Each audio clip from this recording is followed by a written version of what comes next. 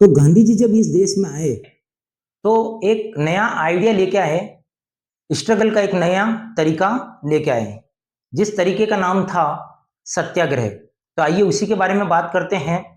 तो गांधी जी जनवरी 1915 के अंदर साउथ अफ्रीका से इंडिया लौटे थे और यहाँ पर आकर उन्होंने इस आइडिया को यहाँ पर भी यूज किया और सफलता हासिल की। तो आइए इसी आइडिया के बारे में पढ़ते हैं, the idea of satyagraha. The idea of satyagraha emphasize the power of truth and the need to search for truth. मतलब सिंपल सा मीनिंग है आइडिया ऑफ सत्याग्रह का, यानी सत्याग्रह यानी सत्य के लिए आग्रह करना। मतलब सच्चाई पर टिके रहना। सत्य पर अगर आप हैं और आप संघर्ष कर रहे हैं तो आप सत्य पर टिके रहे हैं। मतलब सिंपल सा आइडिया है सत्य के लिए आग्रह करना। It is a form of non violence resistance. मतलब इसमें किसी तरह का कोई अत्याचार या कोई हिंसा का सहारा नहीं लिया जाता है। एक सत्याग्रही जो होता है वो केवल सत्य का सहारा लेता है और अगली जो पार्टी होती है उसको सत्य के लिए बताता है, सत्य को एक्सेप्ट करने के लिए उसको मजबूर किया जाता है। Gandhi ji felt that if the cause was true और if the struggle was against injustice then physical force was not necessary to fight the oppressor. Gandhi ji का मानना था कि अगर आप सच्चाई पर हैं और आप अगर अन्याय के खिलाफ लड़ रहे हैं तो आपको फिजिकली लड़ने की जरूरत नहीं है। आप सत्याग्रह का सहारा लीजिए। फाइनली सत्याग्रह के द्वारा आप बिना हिंसा के ही वो लड़ाई आप जीत सकते हैं। अगर आप सत्य के मार्ग पर चल रहे हैं, अगर आप अन्याय के खिलाफ है तो आप सत्याग्रह करिए। अगली पार्टी आपके सामने झुकेगी, कभी ना कभी वो सत्य को एक्सेप्ट करेगी। पता ये चला कि बिना आपको फिजिकल किसी भी तरह की लड़ाई किए भी आप उस बैटल को जीत सकते हैं। और यही विचार था गांधी जी का। Gandhi ji believed that satyagraha could win the battle through the non violence without being oppressive.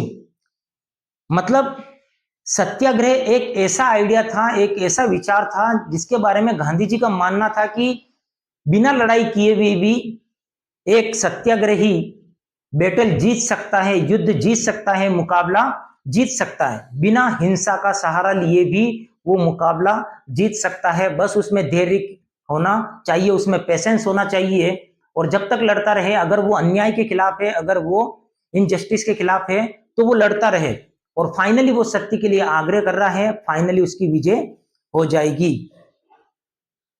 He believed that Satyagraha could unite all Indians।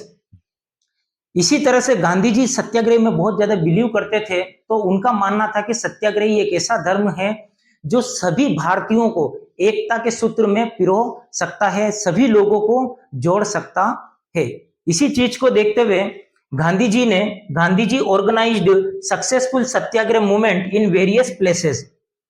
Gandhi ji ने जगह जगह दौरे किए और वहां पर आपने सत्याग्रह चालू किया। आपकी लाइफ का जो पहला जो सत्याग्रह स्टार्ट होता है वो होता है चंपारण से। चंपारण बिहार के अंदर है। जब 1917 में आप चंपारण गए थे तो आपने वहां पर मूवमेंट चलाया, एक तरह से सत्याग्रह आंदोलन स्टार्ट किया। यह सत्याग्रह आंदोलन था अगेंस्ट ऑपरेसिव प्लांटेशन सिस्टम। जब आप चंपारण गए, बिहार के चंपारण पहुंचे, उस इलाके में देखा कि जो प्लांटेशन सिस्टम है वो सही नहीं है, यहाँ पर प्लांटेशन वर्कर्स का अत्याचार हो रहा है, उनके साथ काफी अत्याचार हो रहा है। तो गांधी जी ने अपनी लाइफ का सबसे पहला सत्याग्रह यहीं से चालू किया था, चंपारण बिहार। उसके बाद आप खेड़ा गए, गुजरात के खेड़ा में गए, वहां पर भी उसी साल में आपने 1917 के अंदर खेड़ा के अंदर भी सत्याग्रह स्टार्ट किया था। और यह सत्याग्रह था फॉर पीजेंट्स, उन किसानों के लिए इस सत्याग्रह को गांधी जी ने ऑर्गेनाइज किया था। क्योंकि वो किसान, ये एक उस टाइम में एक बीमारी भी चली थी, स्पेनिश फ्लू, और साथ में सूखा पड़ा था, यानी फसलें बर्बाद हो गई थी।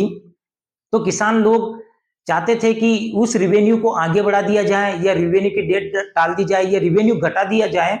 तो वो लोग रेवेन्यू पे नहीं कर सकते थे। तो गांधी जी ने उन लोगों के लिए भी यहाँ पर खेड़ा के अंदर उन प्लांटेशन वर्कर्स के लिए भी उस प्लांटेशन सिस्टम के खिलाफ भी क्या किया, मूवमेंट चलाया, सत्याग्रह चलाया।